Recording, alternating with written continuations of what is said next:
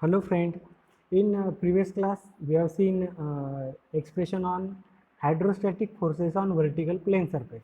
तो उसमें हमने जब वर्टिकल प्लेन सरफेस लिक्विड में सबमर्ज या इमर्स रहता है तो उसके ऊपर टोटल प्रेशर और सेंटर ऑफ प्रेशर कहाँ पे रहता है ये हमने एक्सप्रेशन में देखा। तो आज हम उसके ऊपर न्यूमेरिकल देखेंगे। तो सबसे पहला न्यूमेरिकल मैं पढ़ता हूँ। It is very important numerical, ये एक दो तीन बार एग्जाम में आके गया है। A rectangular plane surface is 2 metre wide and 3 metre long, ये आपको दिखेगा नहीं, वो हाइड हो गया है, 3 metre long. It lies vertical plane in water, determine total pressure and position of centre of pressure on the plane surface when its upper edge is horizontal and coincide, number 1 coincide with water surface, number 2 2.5 meter below the free water surface। तो अब explain करता हूँ क्या दिया है। एक rectangular plane surface है, मतलब एक रेक्टेंगल है जो 2 मीटर वाइड और 3 मीटर डेप्थ है। यहाँ पर देखो, ये 2 मीटर वाइड है और 3 मीटर डीप है। तो इसे वाटर में वर्टिकली प्लेस किया है। ओके, अब यहाँ पर दो कंडीशन दिया है। पहले कंडीशन में कि it coincide with water surface, मतलब वाटर सरफेस से स्टार्ट होकर, मतलब वाटर सरफेस को उसकी एक एज वाटर सरफेस पर ही है और नीचे वो 3 मीटर है। ओके, दूसरे केस में क्या दिया है कि वो जो प्लेन रेक्टेंगुलर सरफेस है वो वाटर सरफेस के 2.5 मीटर बिलो है। तो अब दोनों केस में हमें टोटल प्रेशर और सेंटर ऑफ प्रेशर निकालना है। ओके, तो यहाँ पर हम उसकी सेंटर ऑफ ग्रेविटी निकालेंगे। ये तो रेगुलर फिगर है, तो उसका जो मिड पॉइंट रहेगा वहाँ पर centre of pressure centre of gravity रहेगी, बराबर। तो ये कितना है 3, तो इसका आधा कितना हुआ 1.5, मतलब एच बार कितना रहेगा 1.5 मीटर। ये तो बहुत सिंपल बात है। Centre of gravity half portion में रहता है रेगुलर फिगर का। अगर उसकी हाइट 3 मीटर है तो 1.5 मीटर पे उसका सेंटर ऑफ ग्रेविटी रहेगा। क्लियर? तो एच बार कितना हुआ 1.5। So what is H bar? Distance of centre of gravity from free surface. हमें निकालना है टोटल प्रेशर। उसका फॉर्मूला है F equals to rho ji A H bar. Rho मतलब डेंसिटी, वाटर दिया है तो वाटर की डेंसिटी लेंगे 1000। G acceleration due to gravity 9.81।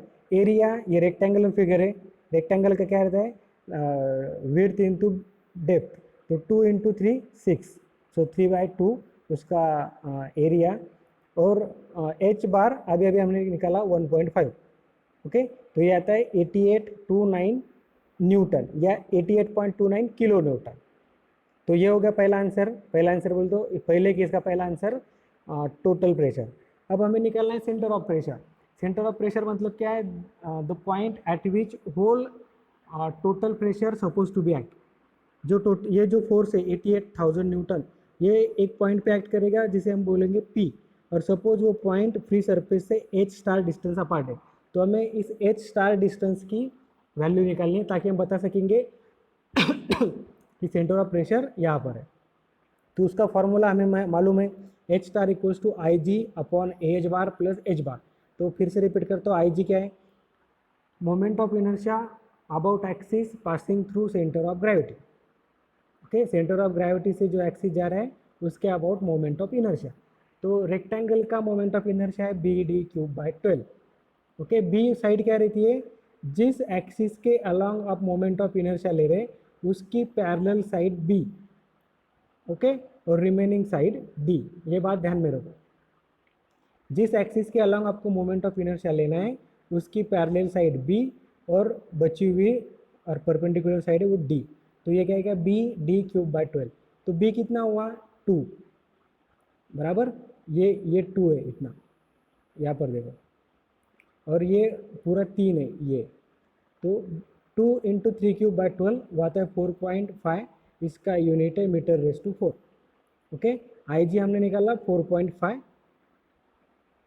H bar तो हमने निकाला हुआ है। अब सिर्फ वैल्यू पुट करेंगे 4.5, 6 का एरिया 2/3 मतलब 2 into 3 6, area 1.5 H bar plus 1.5 H बार वो आता है 2 मीटर। तो पहले केस में जब वो सरफेस कोइंसाइड करेगा वाटर सरफेस को, तो उस केस में टोटल फोर्स कितना आया, टोटल प्रेशर फोर्स 88,290 न्यूटन, और सेंटर ऑफ प्रेशर कितना है 2 मीटर, मतलब centre of pressure free surface से 2 मीटर नीचे है। ओके, अब दूसरे केस में देखो कि वो जो गिवन वर्टिकल रेक्टेंगुलर सरफेस है वो 2.5 मीटर बिलो है, 2.5 मीटर बिलो है। ओके, 2.5 मीटर के बाद चालू होगा। तो अब इसमें यहाँ पर एच बार की वैल्यू चेंज होगी। एच बार क्या बताता है हमें, H bar distance of centre of gravity from free surface. तो ये कितना है, 3/2 डेट। सेंटर ऑफ ग्रेविटी कहाँ पर रहेगी, इसके मिड पॉइंट पे, इसके मिड पॉइंट पे। ये हो गया 3/2 1.5। ओके, मतलब ये डिस्टेंस है 1.5 और ऊपर है 2.5। तो एच बार कितना आएगा, 2.5 प्लस 1.5 4 मीटर। समझ में आ गया? फिर से एक बार बताता हूँ। ये डिस्टेंस है 2.5 और सेंटर ऑफ ग्रेविटी कहाँ पर है, इस जो 3 के मिड पॉइंट पे। 3 का मिड पॉइंट कितना आएगा, 1.5। तो ये 2.5 प्लस 1.5 कितना आता है, 4 मीटर। तो टोटल प्रेशर हम निकाल सकेंगे रो जी ए एच बार, सिर्फ एच बार चेंज हुआ है, बाकी सब वही है। तो कैलकुलेशन करेंगे तो हमें मिलेंगे 235,440 न्यूटन। इतना टोटल प्रेशर उस वर्टिकल प्लेन सरफेस के ऊपर एक्ट हो रहा है। या ये दोनों केस में सिर्फ एच बार चेंज हो रहा है, बाकी कुछ भी नहीं, क्योंकि मोमेंट ऑफ इनर्शिया आप अबाउट सेंटर ऑफ ग्रेविटी कहीं पर भी ले लिए वो उतना ही रहता है, बी डी क्यूब बाय 12। आप उसे 100 मीटर डीपी क्यों ना रखें, उसका moment of inertia about centre of gravity उतना ही रहेगा, आप उसको किधर भी लेके जाओ। तो एच स्टार क्या आएगा, आई G upon H bar plus H बार। इसमें सिर्फ एच बार चेंज हुआ है, आई जी चेंज नहीं होता है। ओके, तो उस केस में हमें मिलेगा 4.1875 मीटर एच स्टार। तो देखो दो अलग अलग केस दिए थे। पहला फ्री सरफेस को कोइंसाइड कर रहा था वो रेक्टेंगुलर प्लेन, और दूसरा वो 2.5 मीटर बिलो था फ्री सरफेस के। दोनों ही केस में हमने टोटल प्रेशर और centre of pressure find out किए।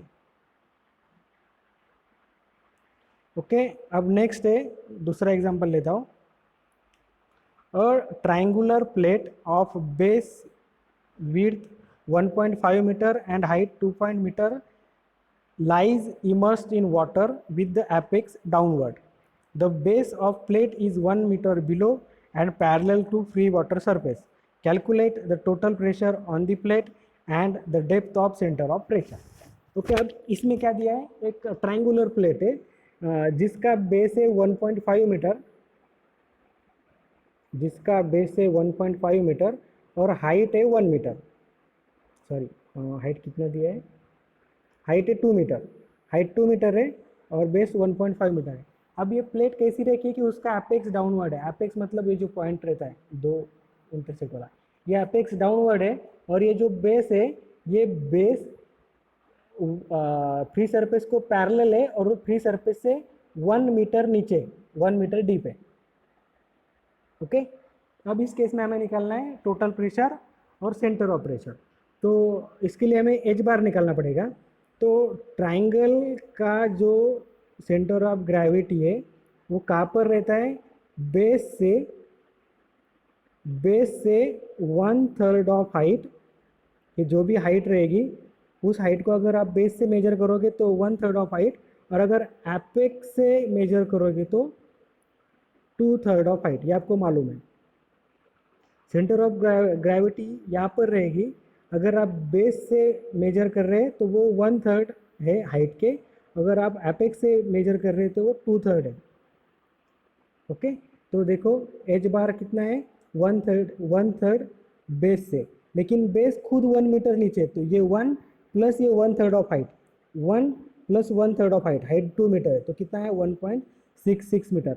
अब देखो हमने हमारा फॉर्मूला है टोटल प्रेशर का, F equals to rho ji A H bar, rho 1000 A g 9.81, area triangle का रहता है 1/2 height into width.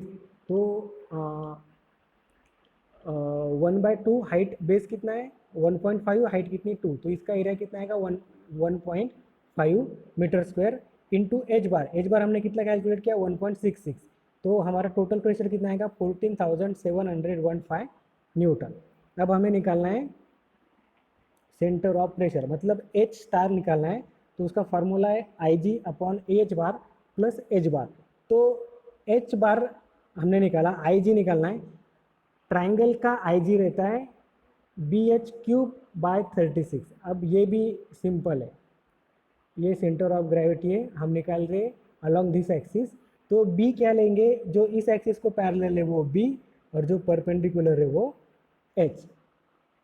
Okay, BH³/36, B क्या आएगा बेस, जो कितना है 1.5, हाइट कितनी है 2 का क्यूब डिवाइड बाय 36, वो कितना आएगा 0.33। ओके, उसकी वैल्यू हमने पुट कर दी इसमें, और कैलकुलेशन किया तो एच स्टार मिला 4.15 मीटर।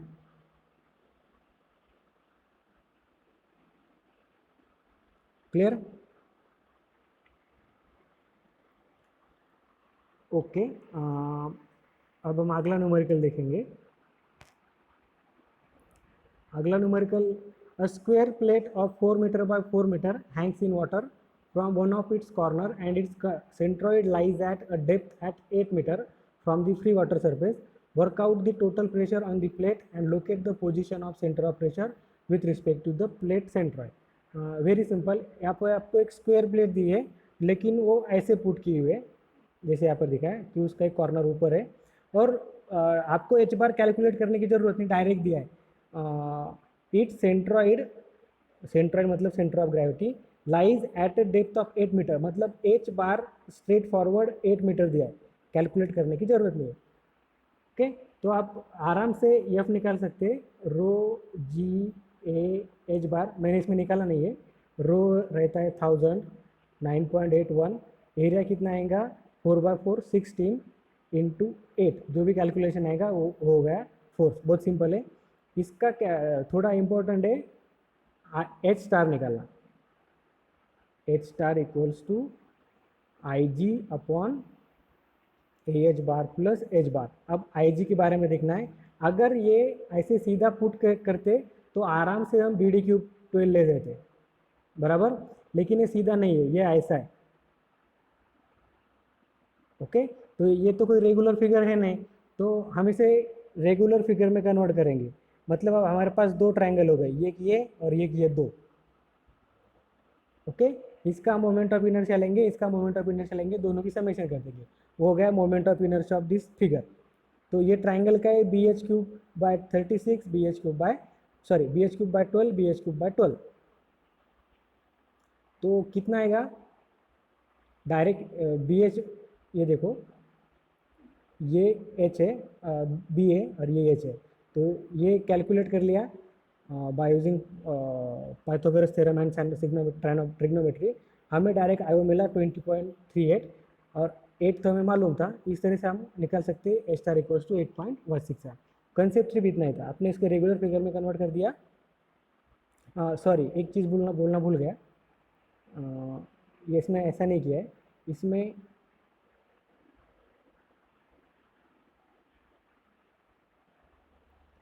ये दो ट्रायंगल, अब ये दोनों ट्रायंगल का मोमेंट ऑफ इनर्शिया लिया है, ये सेंटर ऑफ ग्रेविटी है, अबाउट बेस, ये बेस है इस ट्रायंगल का भी और इस ट्रायंगल का भी, तो moment of inertia of first triangle about base plus moment of inertia of second triangle about base. About base में फॉर्मूला है BH³/12, और centre of gravity along centre of gravity है 36। ओके, ये 12 क्यों आया, क्योंकि उन्हें about base moment of inertia लिया। Moment of inertia of triangle about base is BH³/36, sorry BH³/12, इसीलिए यहाँ पर 12 आया, और यहाँ पर अबाउट सेंट्रोइड लिया था, सेंटर ऑफ ग्रेविटी ये वाला एक्सिस, तो BH³/36। कंफ्यूज मत हो, ये 36 सेंटर ऑफ ग्रेविटी के थ्रू जो एक्सिस जा रहा है उसका है, और ये BH³/12 क्या है, एक्सिस पासिंग थ्रू बेस, मतलब अबाउट बेस। ओके, इतना ही कंसेप्ट था, बाकी तो सिंपल है। ठीक है, बाकी के न्यूमेरिकल हम नेक्स्ट लेक्चर में देखेंगे।